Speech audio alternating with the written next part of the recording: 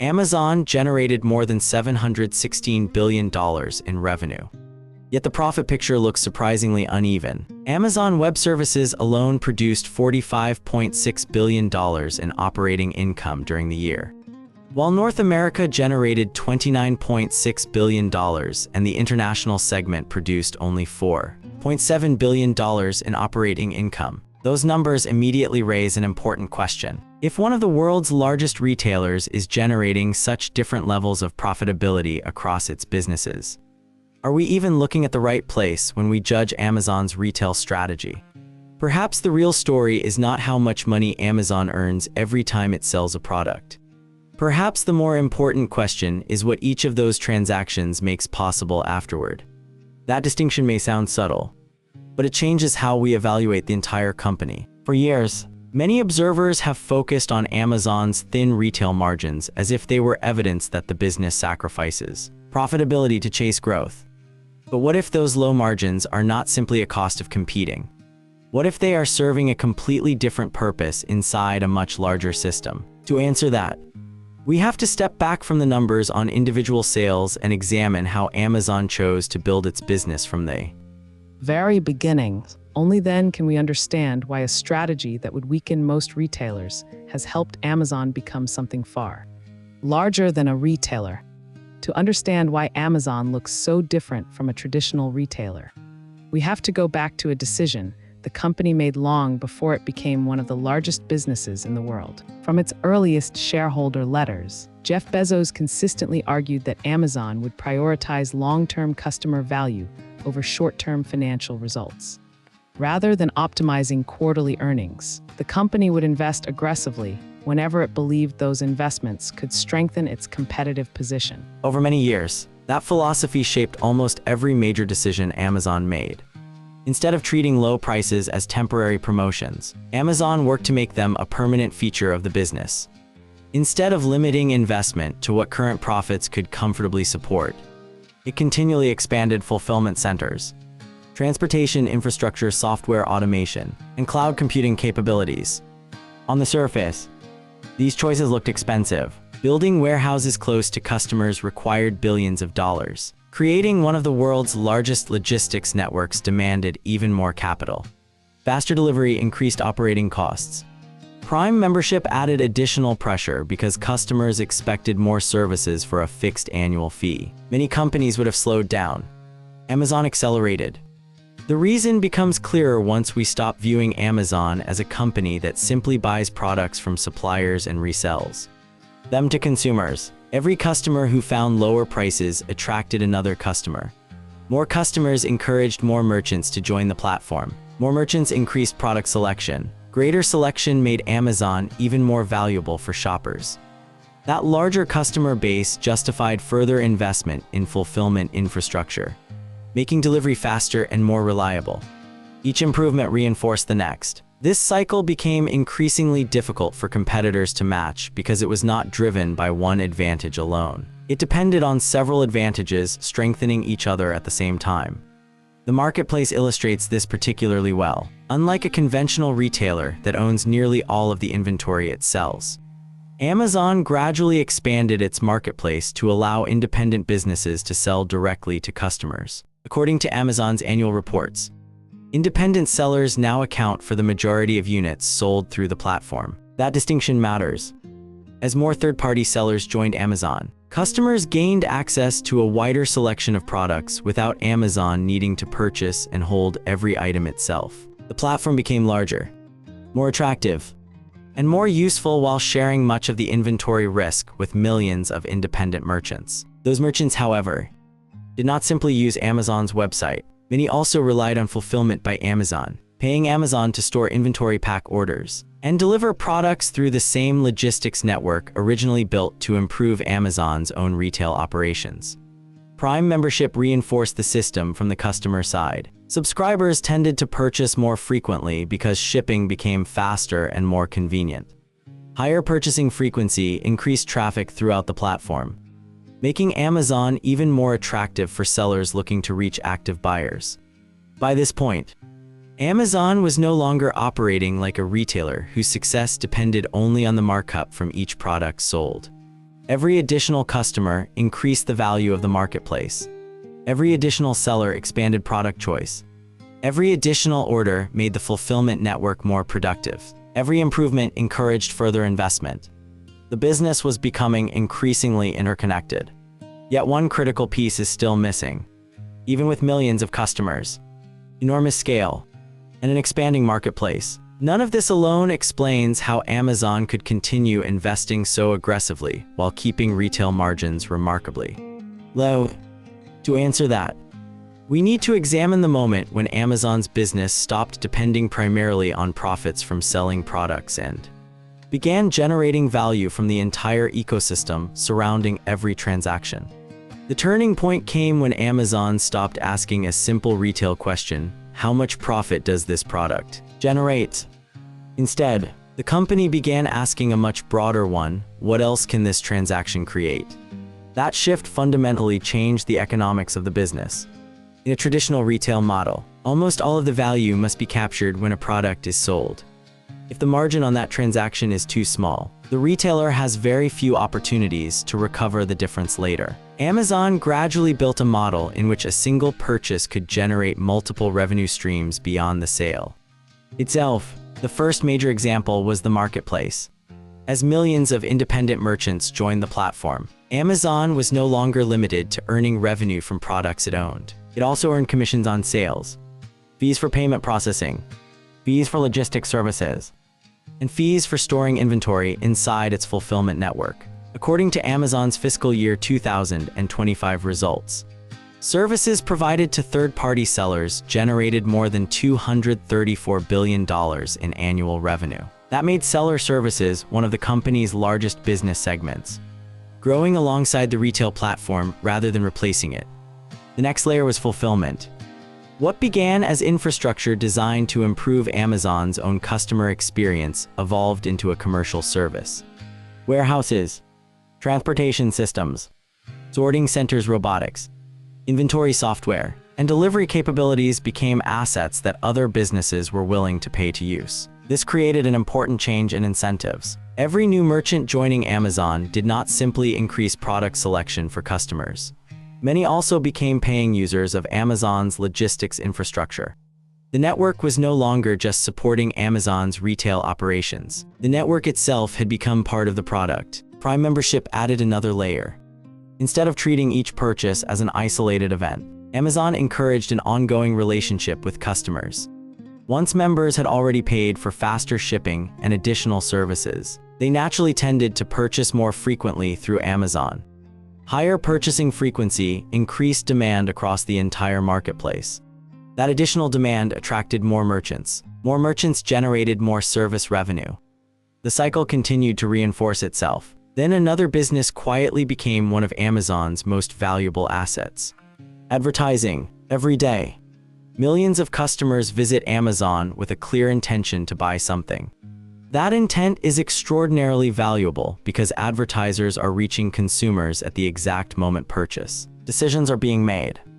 Rather than relying solely on product margins, Amazon increasingly monetized customer attention itself. In fiscal year 2025, advertising services generated more than $56 billion in revenue, making it one of Amazon's fastest-growing businesses.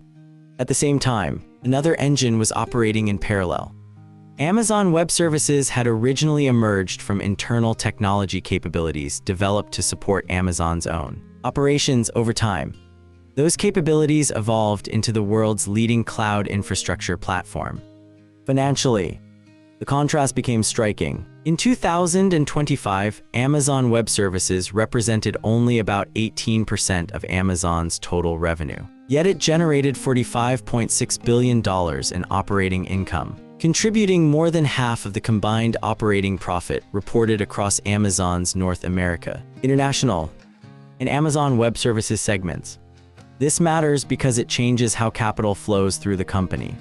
Revenue from cloud computing, advertising, marketplace services, and fulfillment services provides Amazon with additional sources of earnings that are not directly tied to increasing the profit margin on every retail product.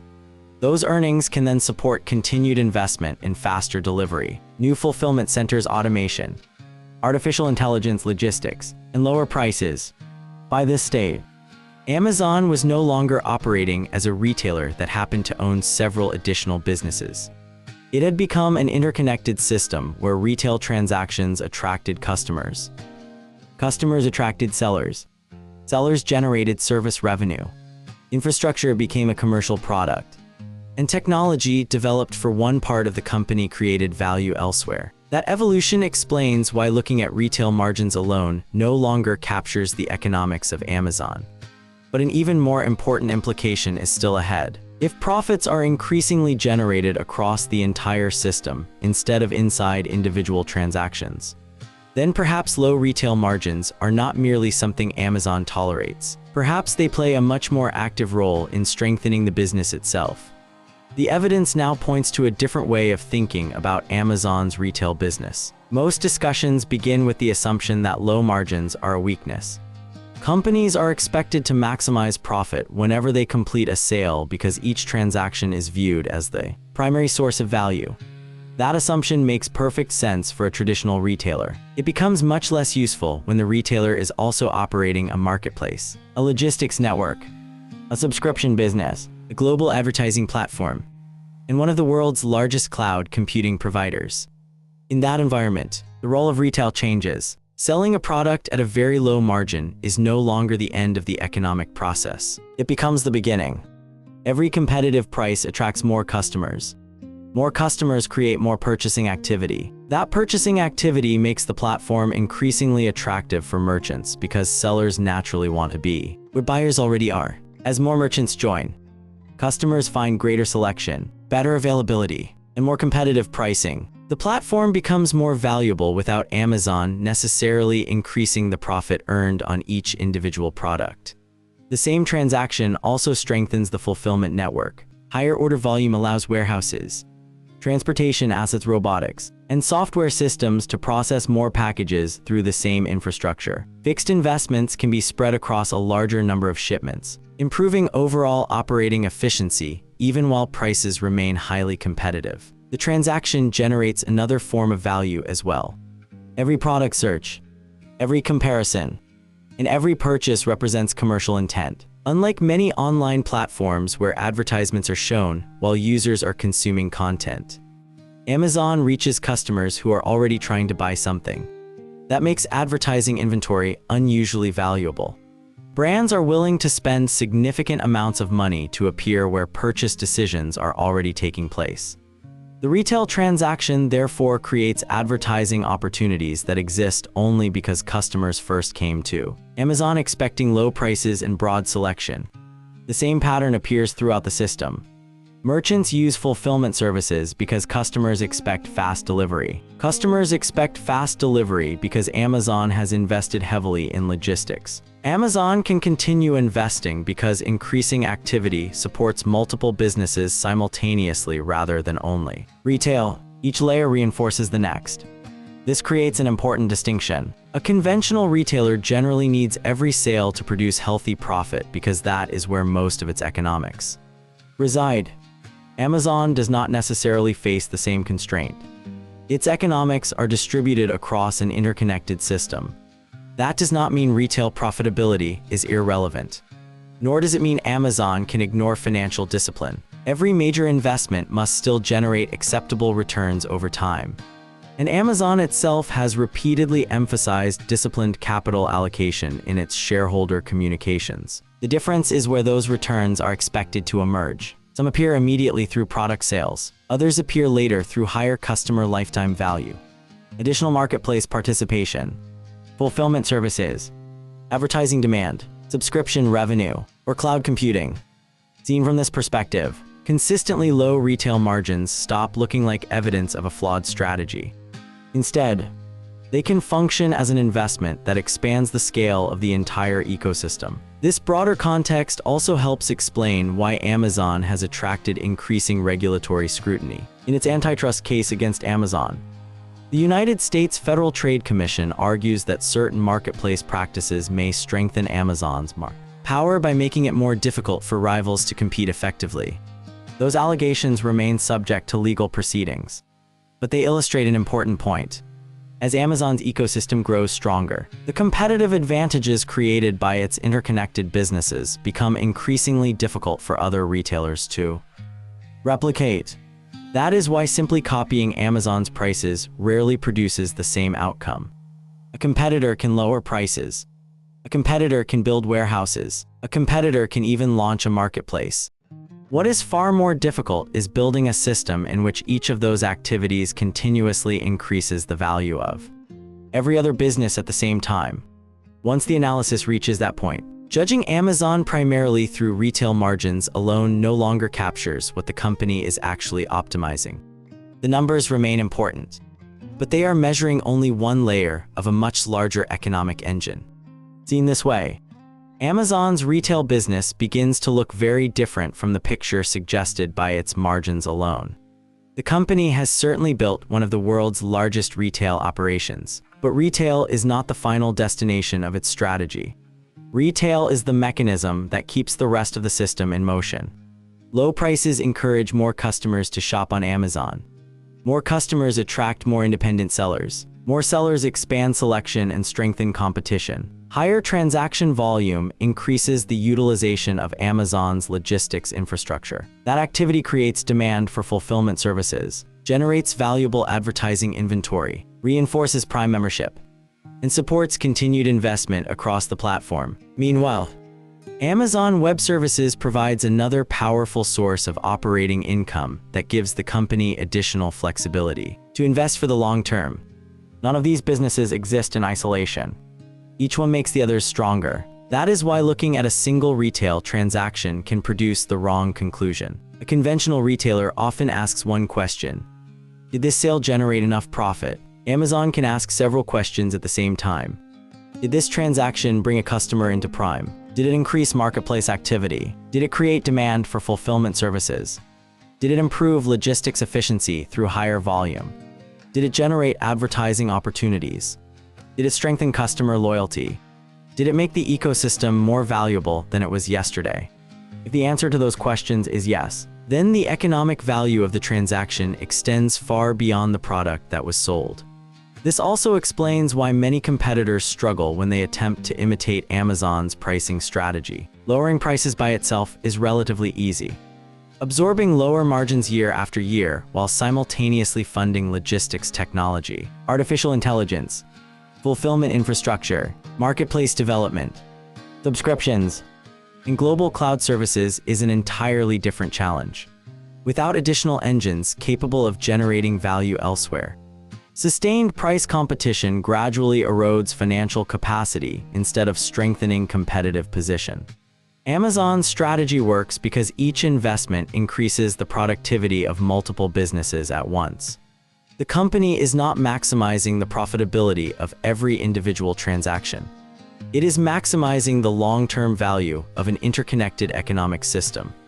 That distinction changes how Amazon should be evaluated. Retail margin remains an important financial metric. It tells us something about the economics of selling products. What it does not tell us is how much value those products create for the businesses surrounding them. The financial statements themselves reflect this difference. Amazon Web Services contributes a disproportionately large share of operating income relative to its share of revenue. Advertising has become one of the company's fastest-growing businesses. Services for third-party sellers continue to expand alongside the marketplace. Each business reinforces the others instead of competing for the same source of profit.